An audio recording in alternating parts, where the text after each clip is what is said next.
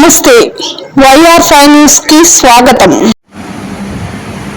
ఆంధ్రప్రదేశ్ కర్నూలు జిల్లా మంగళవారం మండలం ఈతిమాపురం గ్రామంలోన జైపీ ఎంఆర్పిఎస్ విలేకరుల సమావేశం కూడా ఏర్పాటు చేసి ఈ సందర్భంగా నేను మాట్లాడుతూ గత ప్రభుత్వం వైఎస్ఆర్సీపీ ప్రభుత్వం జగన్మోహన్ రెడ్డి గారి ప్రభుత్వం దళిత గిరిజనులు కూడా మోసం చేసి దళిత గిరిజనుల పథకాలను కూడా తీసేసి దళిత గిరిజనులను కూడా సర్వనాశనం చేసి రోడ్డు మీద తిరిగి పిచ్చివాళ్ళుగా తయారు చేసి కూడా మరి ఎంతో మందిని కూడా పొట్టలు పెట్టుకోవడం కూడా జరిగినది. అందుకనే దళిత గిరిజనులందరూ కూడా ఏకతాటిపైకి వచ్చి 2024 సార్వత్రిక ఎన్నికల్లో కూడా అందరూ కూడా ఓటర్లు కూడా ఏకమై మరి జగన్మోహన్ రెడ్డి గారి ప్రభుత్వాన్ని ఖచ్చితంగా గద్దె దించాలని కూడా మరి మొన్నటి దినం చూసుకుంటే ఈ నెల 4వ తేదీన కూడా చూస్తే చాలా ఆశ్చర్యాన్ని కూడా గురి కావడం కూడా జరిగినది.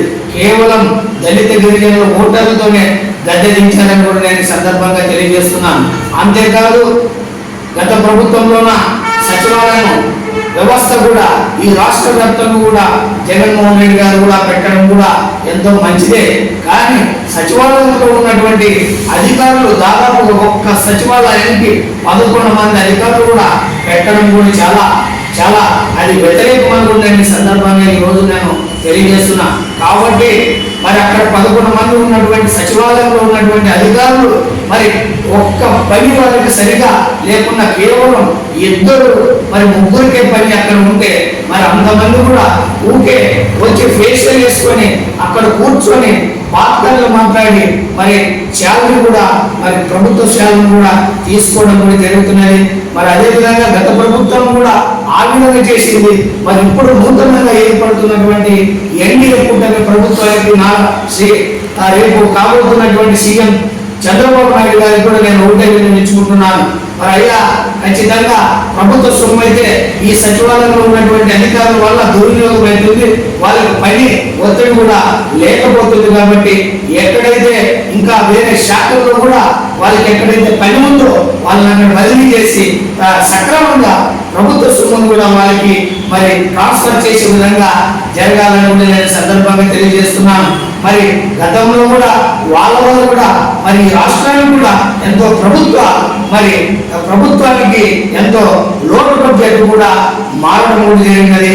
కాబట్టి సచివాలయంలో మాత్రం 11 మంది సిబ్బంది అయితే అవసరం లేదు, కేవలం 2 మరి లేదా 3 వరకే సరిపెట్టుకొని మరి మిగతా వారందరూ కూడా వేరే శాఖల్లో కూడా బదిలీ చేసి మరి అక్కడ మీరు సక్రమంగా కూడా వారికి శాలరీ కూడా ఇచ్చే ఏర్పాటు చేయండి.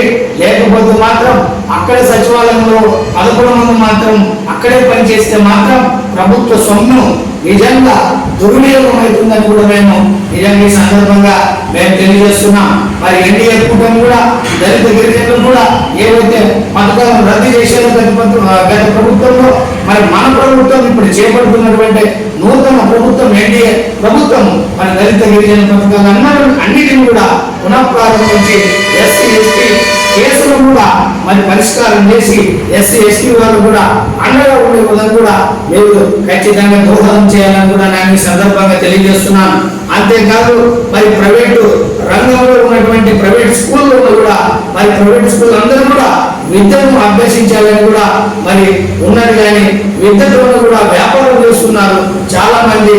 గత ప్రభుత్వంలోన జీవో నంబర్ 53 కూడా విరుద్ధంగా కూడా అన్ని ప్రభుత్వ ప్రైవేట్ స్కూల్ కూడా మరి పనిచేస్తున్నాయి.